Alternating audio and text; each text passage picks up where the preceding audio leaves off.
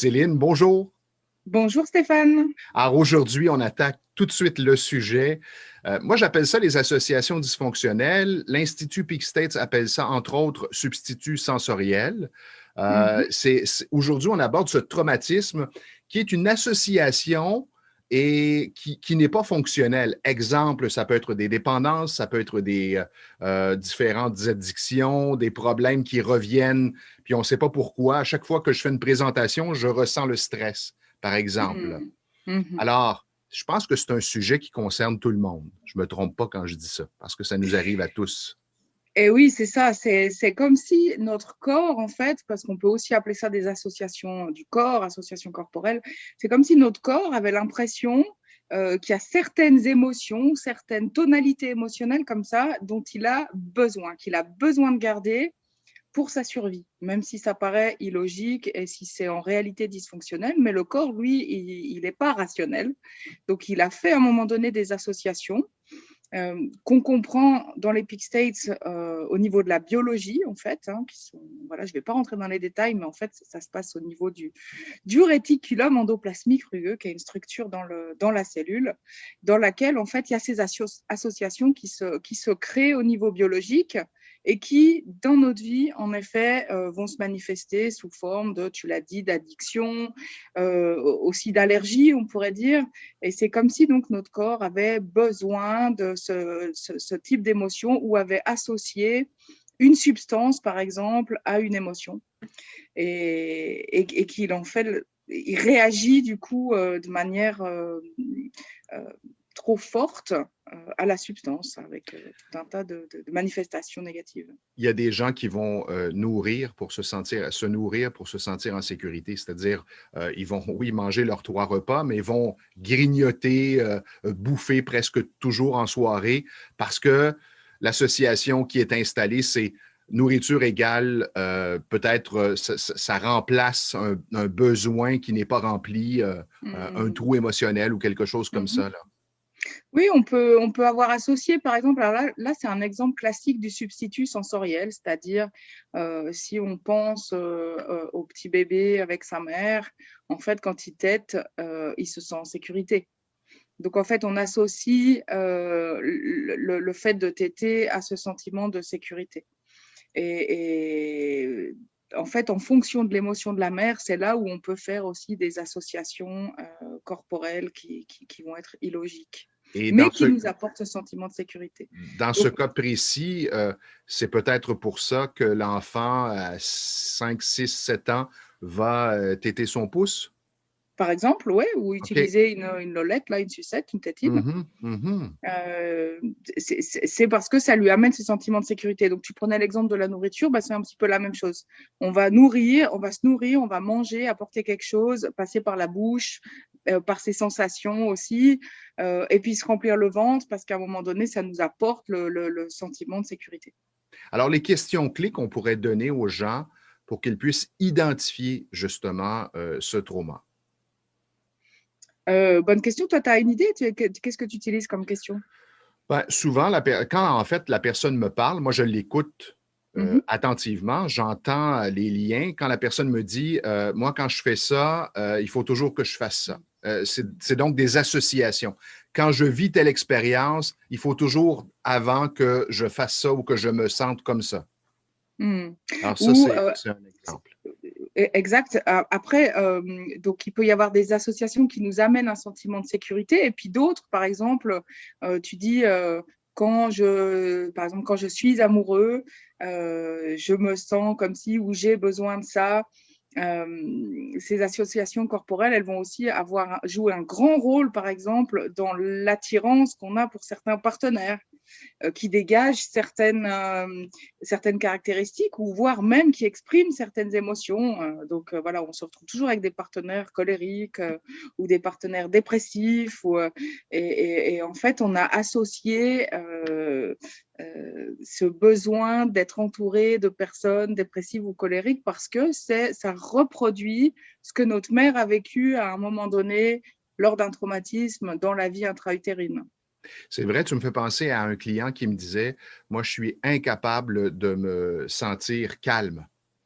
Il faut Mmh. toujours que ça bouge, il faut toujours que je sois dans l'action. Tout le temps, tout le temps, Hmm. tout le temps. Hmm. Faut- Bah, c'est là où le calme va être associé justement à quelque chose de négatif. Donc là, c'est aussi des associations négatives. Donc on peut faire des associations négatives sur des émotions positives comme le calme, la paix, la joie, l'amour, etc. Et on peut faire l'inverse, des associations positives sur des émotions négatives, donc comme la colère, la tristesse, et puis avoir besoin de réitérer et manifester et s'entourer de personnes qui ont ces émotions négatives. Donc, ça se fait dans les deux sens, ces associations corporelles. Ça peut être un peu complexe à comprendre. J'aimerais qu'on creuse un thème que tu as abordé tantôt, les allergies. Alors, est-ce que je peux, par exemple, développer une allergie? Est-ce que je nais avec une allergie ou je la développe, l'allergie? En fait, mon sentiment de ce que j'ai observé, c'est comme s'il y avait un seuil. Hein. Et puis biologiquement et médicalement, c'est aussi un petit peu la conclusion à laquelle on arrive. Et c'est comme s'il y avait des associations qui pouvaient se faire. Donc pour certaines personnes, elles peuvent naître en effet avec déjà une réaction allergique. Faut pas oublier qu'il peut aussi y avoir une composante génétique. Enfin, quand je dis génétique, pardon, je devrais dire transgénérationnelle, donc épigénétique. Parce que notre parent est allergique et on a aussi une prédisposition plus grande à devenir allergique. Mais après, il y a certaines personnes qui peuvent développer à l'âge adulte ou à l'adolescence un type d'allergie parce que, par exemple, une allergie à la nourriture, parce qu'à un moment donné, ils vivaient une certaine situation qui générait une émotion, un traumatisme ou un choc émotionnel. Et à ce moment-là, ils étaient en train de manger un certain type de nourriture, ou bien ils ont été malades parce que la nourriture était avariée, ça peut aussi arriver dans ce sens-là. Et puis, derrière, ça va se reproduire, ça génère une allergie. Donc Oui, là, parce ça, c'est que, un cas simple. oui, dans mon cas, j'avais développé l'allergie, ce qu'on appelle le rhume des foins, autour de l'adolescence. Ouais. Avant, je ne manifestais aucun symptôme, je n'avais pas cette allergie. Ça s'est vraiment déclenché à l'adolescence. Est-ce que tu as pu le guérir avec la technique, justement, de l'association corporelle? Absolument. J'ai travaillé là-dessus pour me départir de cette allergie. Je veux juste ouvrir une parenthèse et dire que d'abord, il est important de consulter un professionnel de la santé. C'est ça. Ça, c'est la première étape, hein, parce Bah, que, surtout si on parle d'allergie médicamenteuse, là, il y a des exactement, réactions qui peuvent être très graves et c'est vrai que la réaction allergique peut aller jusqu'au choc anaphylactique, donc c'est pas à prendre à la légère. exactement. Et ensuite, on peut travailler avec les techniques Peak States qui sont Mm. fort intéressantes. En fait, la technique qui est fort intéressante. Est-ce qu'on peut en parler aujourd'hui? Est-ce que tu es à l'aise à parler de cette technique Mais oui, aujourd'hui? au contraire, j'aimerais beaucoup pouvoir partager aussi cet outil. On a déjà partagé quelques-uns des outils, donc ça nous permet comme ça d'aller encore plus loin, puis de vous montrer un petit peu les applications qu'on peut utiliser. Même si, donc, dans les séances dernières, on a parlé du tapping sur un point, on a parlé du fait d'accueillir, d'accepter ses émotions dans le corps au moment présent. Je ne vous conseillerais pas d'aller faire des régressions et de vous amuser tout seul. Ça, c'est sûr que les traumatismes, c'est quand même pas un travail qui est anodin. Et puis là, de la même façon, on va vous donner un petit outil en plus que vous pouvez utiliser. Donc, je ne sais pas, parce que vous attirez toujours le même type de partenaire ou parce que vous vous rendez compte qu'en effet, vous associez tout un tas de choses à l'amour ou à l'argent. Voilà, donc vous pouvez aller explorer ça, mais c'est vrai qu'en règle générale, et y compris pour les allergies, je conseillerais quand même de prendre un rendez-vous avec un thérapeute Peak States. Pour être bien accompagné, et comme tu le Mm, mentionnais, c'est qu'on peut réveiller des traumatismes. En travaillant mm, sur quelque chose, on peut réveiller autre chose. c'est ça. Et après, comment on fait pour s'en départir? Alors, d'être accompagné par un professionnel permet d'être bien guidé et Mm, de s'abandonner complètement à faire mm, l'exercice. Lorsque, et peut-être l'as-tu vécu comme ça, du moins pour ma part, c'est comme ça que je l'ai vécu, c'est que par moment, en travaillant sur moi, et je le fais tous les jours, ben, il y a des jours où c'est plus difficile parce que mm.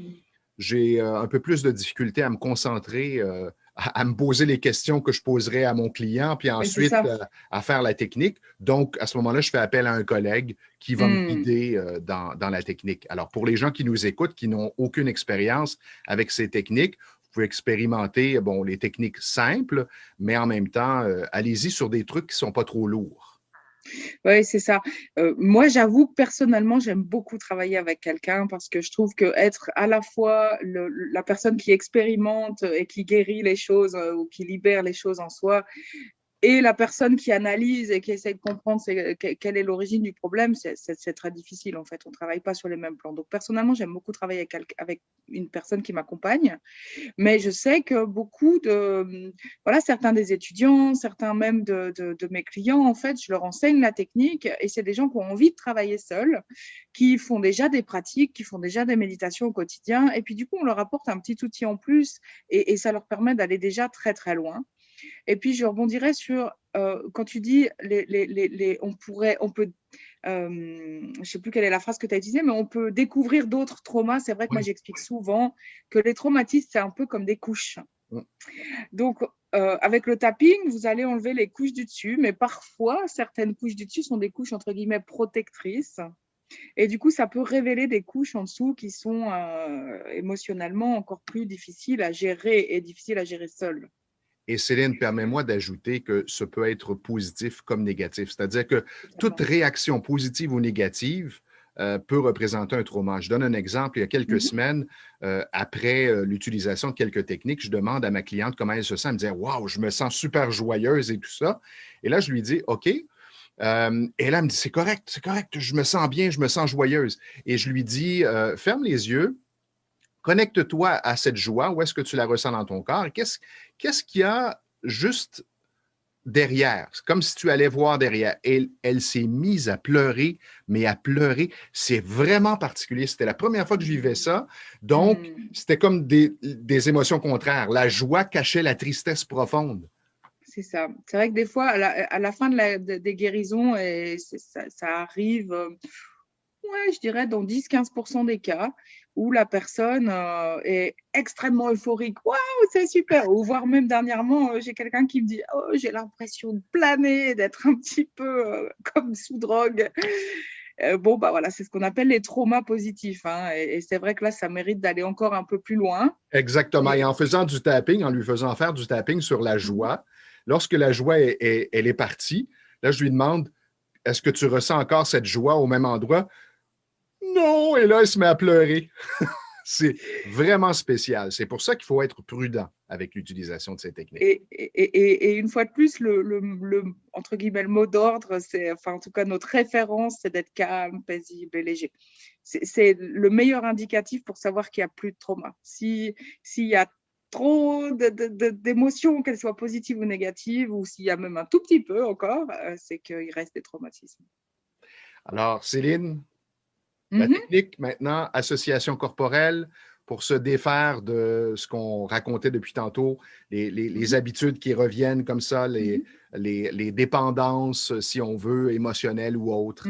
Ou les choses où on se rend compte qu'en effet, on est attiré et on garde ça dans notre vie alors qu'on voit bien que ça ne nous rend pas heureux et que ce n'est pas fonctionnel. Alors, ce que vous faites dans ces cas-là, c'est d'essayer déjà de définir quelle est l'émotion, qu'est-ce que la personne dégage si on parle d'attirance d'un partenaire. Donc ça peut être, en effet, je parlais de la colère, je parlais de la dépression, ça pourrait être même des caractéristiques comme la fierté. Dernièrement, je travaillais avec une personne et elle était complètement amoureuse de cet homme et pourtant elle le trouve fier et puis elle se rend compte que finalement ce type d'attitude, c'est comme si ça donnait une sorte de dépendance. Alors dans ces cas-là, vous mettez votre main, la paume vers le haut. Les dernières fois, on a fait le tapping dans ce sens et là, en fait, on va mettre dans l'autre sens avec la paume vers le haut, mais toujours en faisant le tapping au même endroit sur la ligne qui est entre le petit doigt et l'annulaire. Donc toujours sur ce point de gamme en fait. Et puis vous allez imaginer de mettre un sac en papier dans votre main avec l'émotion avec laquelle votre corps a fait une association dysfonctionnelle. Donc une fois de plus, la fierté, la colère, la tristesse. Ça peut être une émotion d'ailleurs qui vous appartient, que vous réitérez régulièrement, dans laquelle vous vous mettez, ou une émotion, une fois plus, de gens qui vous entourent. Hein. Ça peut être aussi, par exemple, pour les personnes, quand on travaille sur l'addiction, euh, avec des substances comme l'alcool ou la drogue, ça peut être le plaisir qu'on ressent avec ça. Ça peut être le fait que c'est quelque chose de social, ça peut être des caractéristiques. Donc voilà, vous mettez dans votre main, en tout cas, la tonalité émotionnelle qui est associée à la substance ou à la personne ou à votre propre émotion. Et puis, vous faites le tapping. En fait, quand vous mettez ce sac en papier dans la main, certaines personnes arrivent vraiment bien à… C'est comme si vous soupesiez en fait l'émotion. Donc, des fois, je dis, est-ce que cette émotion a un poids? Si tu me permets, souvent, moi, je fais faire cette technique avec les deux mains, surtout la Oui, première fois, pour que la personne vive l'expérience. Et là, elle ressent, ah, wow, c'est curieux, je ressens un poids dans une main ou je vois vraiment que c'est dans cette main. Alors, à ce ouais. moment-là, on dirait que ça rassure la personne De sur le faire la fait que la, différence entre les deux, ouais, sur le fait que la technique fonctionne. c'est ça. Alors après, il y a d'autres, ça c'est pour les personnes kinesthésiques, hein. Alors Oui. pour elles, c'est assez fou parce que souvent c'est une expérience qu'on n'a jamais essayé de faire, en fait, prendre ça dans la main, hein. Donc il y a le prendre dans la main et puis il y a faire le tapping. Pour des personnes qui sont plus visuelles mais pas trop kinesthésiques, moi je sais que c'est mon cas, je ne sens pas forcément le poids. Par contre, je peux imaginer en fait et percevoir, plus avoir une image visuelle du poids, enfin en tout cas de la présence de ce sac en papier qui est rempli de quelque chose et puis qui au fur et à mesure que je fais le tapping va diminuer pour à un moment donné disparaître. Alors, expérimenter la technique, c'est une technique qui est quand même relativement simple. Et ensuite, Ça. ne nous croyez pas, observez les résultats, la différence dans votre vie. Et puis, tu parlais de deux mains. Et puis, c'est vrai que c'est important si vous voulez un résultat qui soit le plus complet possible. C'est peut-être qu'il y a une des deux mains qui va être plus lourde au début, mais je vous conseillerais quand même de vérifier ensuite dans la deuxième main. Et parfois, c'est là où on se rend compte que, ah, il reste un petit poids en fait. Donc, faites-le aussi dans la deuxième main et parfois même, surtout si on parle d'addiction, d'allergie ou d'associations corporelles très fortes, comme ça, il peut y avoir plusieurs associations corporelles, donc plusieurs types d'émotions par rapport à la même caractéristique ou plusieurs caractéristiques. Donc, n'hésitez pas à faire une main après l'autre jusqu'à vraiment sentir qu'il n'y a plus de poids dans aucune des mains. Alors, c'est la technique Body Association, association corporelle de l'Institut for the Study of Peak State.